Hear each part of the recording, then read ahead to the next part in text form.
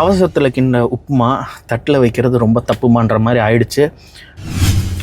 எல்லாருக்கும் வணக்கம். இன்றைக்கி நம்ம பார்க்க போகிற மூவி ரிவ்யூ சிக்கந்தர். இந்த படத்தோட ஹீரோ நம்ம Salman Khan and director Indian Christopher Nolan என அழைக்கப்படும் நம்ம ஏஆர் முருகதாஸ். மியூசிக் வந்து சந்தோஷ் நாராயண் பண்ணியிருக்காங்க. படத்தோட டெக்னிக்கல் டீமில் வந்து எனக்கு ரொம்ப பிடிச்சது சினிமாட்டோகிராஃபி. அது வந்து நம்ம திருசார் பண்ணியிருக்காங்க. படத்தில் சல்மான் கான் அண்ட் ராஷ்மிகா, காஜல் அகர்வால், சத்யராஜ்னு ஒரு பெரிய பட்டாளமே நடிச்சிருந்தாலும் படத்தில் யாருக்குமே கரெக்டான கேரக்டரைசேஷன்ஸ் கிடையாது. ரொம்ப ஒஸ்ட் கேரக்டரைசேஷன்ஸ்.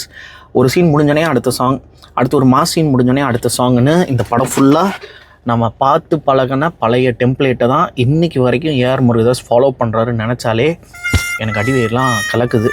என்ன ரீசன்னா, இவர் இந்த உப்புமா கிண்ட போது பேரலாகவே மதுராசியும் கிண்டிக்கிட்டு இருந்தார். இப்போ மதுராசியோட ரிசல்ட்டு நமக்கு தெரியாது. ஸோ சிக்கந்தரோட ரிசல்ட் வந்துருச்சு. சொல்லப்போனால் இது ஏஆர் முருகதாஸுக்கு ஒரு பயங்கரமான பேக் ஃபயர் தான் இந்த படம் சிக்கந்தர். பாயிண்ட்டாக சொல்லணுன்னா, அவசரத்தில் கிண்ண உப்புமா தட்டில் வைக்கிறது ரொம்ப தப்புமான்ற மாதிரி ஆயிடுச்சு. So SK fans, be strong. Madharaasi உங்களை என்ன பண்ண போகுதுன்னு எனக்கு தெரியல. ஸோ சிக்கந்தர் படத்தை நீங்கள் பார்க்குறதும் பார்க்காம இருக்கிறது உங்கள் விருப்பம்.